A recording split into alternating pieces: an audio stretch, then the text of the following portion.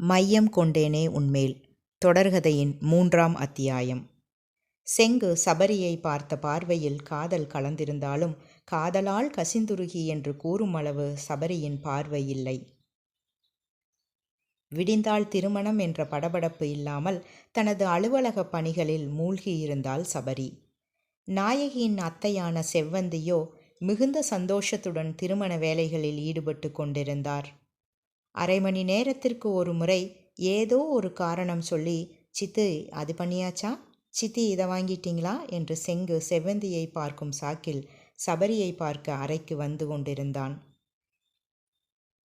அவனின் வரவு சபரியை எந்த விதத்திலும் பாதிக்கவில்லை.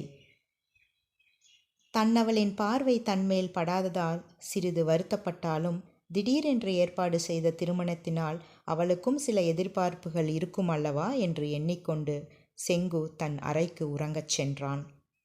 அடுத்த நாள் அதிகாலையில் பூவூர் முருகன் கோவில் செங்கோட்டுவேல் சபரி திருமண விழா கோலம் பூண்டிருந்தது.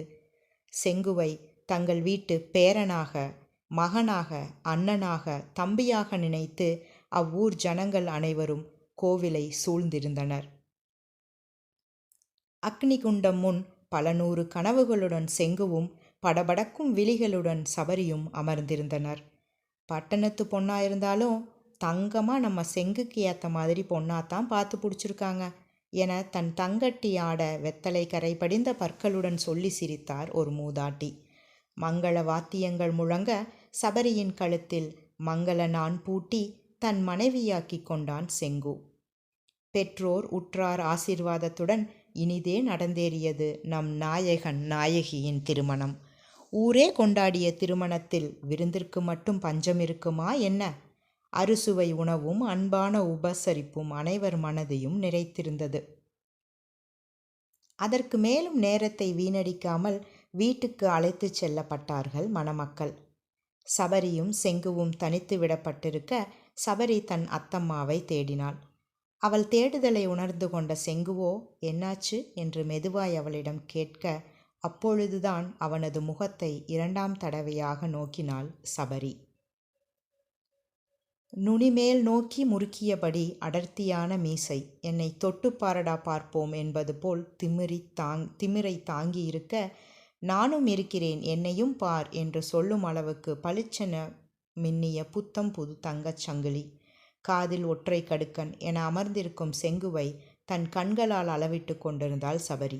ஏ அம்மோ, என்னாச்சு இப்படி பார்க்குற என்றவனின் அழைப்பில் இவன் யாரை கூப்பிடுகிறான் என்று புருவம் உயர்த்தி நோக்கியவளை, உன்னைத்தான் கூப்பிட்டேன், உன் பெயர் எனக்கு பிடிக்கல, நீ எனக்கு இனிமேல் அம்முதான் என்று கூறியவனை கொலை வெறியோடு பார்த்தாள் சபரி.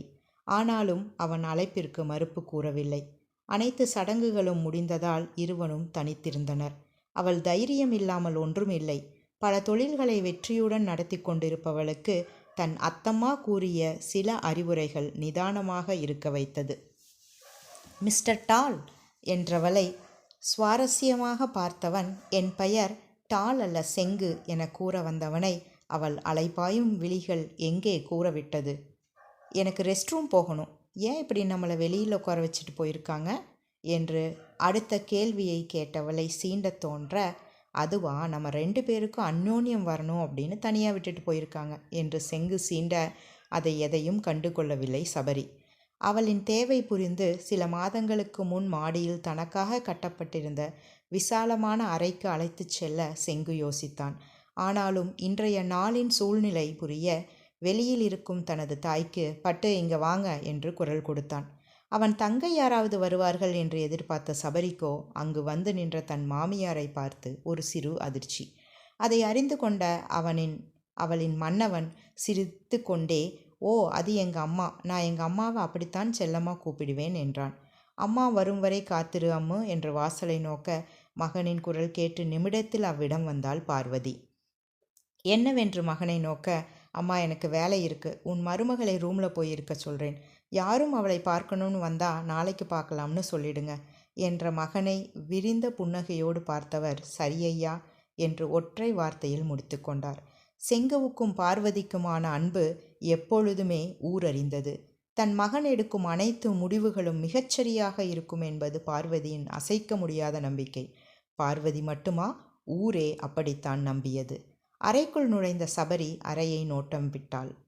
புதிய மரக்கட்டில், அதில் புதிதாய் போடப்பட்ட மெத்தை, மிகவும் நேர்த்தியாக வண்ணம் அடிக்கப்பட்டிருந்த சுவர், அழகிய மர வேலைப்பாடுகளுடன் கூடிய நிலை கண்ணாடி, இருவர் அமரக்கூடிய சிறிய சோஃபா, அறையை வெளிச்சமூட்ட 2 பெரிய ஜன்னல்கள் என தேவையான அனைத்தும் கொண்டிருந்தது அவ்வறை.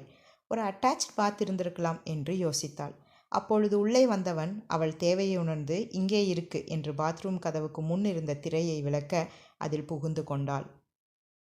சபரி வருவதற்குள் பட்டு வேஷ்டி சட்டையை களைத்தவன் வெள்ளை நிற பனியன் மற்றும் பச்சை நிற லுங்கியை மாற்றிக்கொண்டு தயாராக நின்றான். உனக்கு ட்ரெஸ் மாற்றணுன்னா மாற்றிக்காம, எனக்கு கொஞ்சம் வெளியில் வேலை இருக்கு, வரேன் என்றவன் சட்டையை எடுத்து மாட்டிக்கொண்டு கிளம்பிவிட்டான். வயலுக்கு செல்வானோ என்று சபரி நினைத்து கொண்டிருந்தாள். தற்பொழுது வரை அவனை ஒரு விவசாயி என்று நினைத்து கொண்டிருந்தாள். அவன் சென்றதை உணர்ந்தவள் உடைமாற்றிக்கொள்ள எண்ணினாலும் இரவு சடங்கு என மீண்டும் உடைமாற்ற வேண்டும் என்பதால் அப்படியே கட்டிலில் படுத்துக்கொண்டாள். ஒன்றும் அறியா பிள்ளை இல்லையே சபரி. அடுத்து என்ன நடக்கும் என்று அறிந்த 25 வயது குமரி அன்றோ? வாழ்க்கை இப்படி இருக்குமோ அப்படி இருக்குமோ, எது கிடைக்குமோ, இது கிடைக்குமா அல்லது அதுவா என்று எதிர்பார்ப்பு இல்லாமல் தன்னால் இயன்ற முயற்சிகளை இட்டு வாழ்க்கையை தன் போக்கிலேயே இழுத்துச் செல்பவள்தானே சபரி. என்றோ நடக்க வேண்டிய திருமணம் இன்று நடந்துவிட்டது. அதுவும் அத்தம்மாவின் ஆசையுடன் என்று அனைத்தையும் சுமூகமாகவே எடுத்துக்கொண்டாள். தன் அத்தம்மாவின் குரல் கேட்டு கண் விழித்த சபரியை, தங்கம், அத்தம்மா மேலே கோபமா? மென்மையாக சிரித்த சபரி, ஏன் அத்தம்மா இப்படி கேட்குறீங்க என்றாள் பாசமாக. இல்லை கண்ணு, உனக்கு பிடிக்காத கல்யாணத்தை செஞ்சு வச்சிட்டோமோன்னு கவலையாக இருக்கு என்று கண் கலங்கினாள் அத்தம்மா. அவளின் கண்களில் இதுவரை கண்ணீரை பார்க்காத சபரி பதறி துடித்து விட்டாள். தங்கம், உன் நல்லதுக்குத்தான் நான் எல்லாமே செஞ்சிருக்கிறேன் அப்படிங்கிறத நீ கூடிய சீக்கிரம் புரிஞ்சுக்குவ என்று கூறிய அத்தம்மாவை அணைத்து கொண்டாள் சபரி. நான் கீழே போகிறேன், நீ கொஞ்ச நேரத்துக்கு அப்புறம் வா என்று கூறிக்கொண்டே திரும்பி அவள் அரைவாசலில் செங்கு நிற்பதை பார்த்து, எப்போ வந்தீங்க தம்பி என்றார். சித்தி, நீங்கள் கவலைப்படுற அளவு நான் ஒன்றும் கொடுமைக்காரன் இல்லை. உங்கள் பிள்ளைய, என் மாமன் மகளை கண் கலங்காமல் பார்த்துக்குவேன் என்று அன்போடு கூறினான். அம்மு, கிளம்பி சாப்பிட போலாம் என்று கூறியவாறே சட்டையை கலற்றி கட்டில் மாற்றியவனை பார்த்து புன்னகைத்தாள் அவன் தன் நாயகி. இவனை எப்படியாவது பேசி கோயம்புத்தூர் அழைச்சிட்டு போயிடணும் என்று சபரியின் மனதில் ஓடிக்கொண்டிருந்த எண்ணங்களை சொடக்கிட்டு நிறுத்தினான் செங்கு.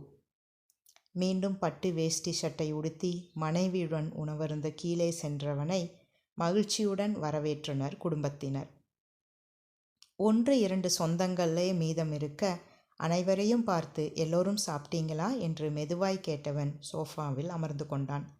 சபரியும் அவன் பக்கத்தில் அமர, அங்கிருந்த அவனின் அத்தை மகள் ஒருவர், என்ன மாமா, உங்கள் வீட்டுக்கார அம்மாவுக்கு மரியாதை தெரியலையே, இத்தனை ஆம்பளைங்க இருக்கிறப்போ எல்லாருக்கும் சமமாக உட்கார்ந்திருந்தா எப்படி என்று குரல் கொடுக்க, அத்திசையை பார்த்தவன் வாய் பேச எடுக்கும் முன், எங்கள் வீட்டில் இந்த மாதிரி யாரும் நடந்துக்கிட்டது இல்லைக்கா, எல்லோரும் சமம்தான், அதில் தப்பு ஒன்றும் இல்லை, நீங்களும் இங்கே வந்து என் பக்கத்தில் உட்காருங்க என்றாள் சபரி. நான் சொல்லித்தான் யாரும் கேட்கல, என் பொஞ்சாதி சொன்னாவாச்சும் கேளுங்க, வந்து உட்காருங்க என்று அனைத்து பெண்களையும் பார்த்து கூறினான் செங்கு. அவன் எப்பொழுதுமே ஒரு முற்போக்கவாதி. செவ்வந்தியும் பார்வதியும் சமையல் அறையில் பரபரப்பாக வேலை செய்து கொண்டிருக்க அங்கே சென்றாள் சபரி. தன் மருமகளை பார்த்த பார்வதி உடனே பேச்சை நிறுத்த, சொல்லுங்க அத்தை என்று தன் மருமகள் தான் சொல்ல வந்ததை உணர்ந்து கேட்ட பொழுது, பட்டினத்தில் வளர்ந்த மருமகள் தன்னிடம் எப்படி நடந்து கொள்வாளோ என்று இருந்த பயமெல்லாம் அப்படியே உடைந்து விட்டது பார்வதிக்கு. அம்மாடி, குளிச்சுட்டு வந்து துணி மாற்றிட்டு சாப்பிட்றியா இல்லை சாப்பிட்டு குளிக்கிறியா என்று கேட்டவரை அப்பொழுதுதான் இரவு சடங்கு நினைவு வந்து, குளிச்சுட்டு சாப்பிட்றேன் அத்தை, 10 நிமிஷம் என்றவள் தனது தாயை அழைத்து கொண்டு மீண்டும் அவளுடைய அறைக்கு சென்றாள்.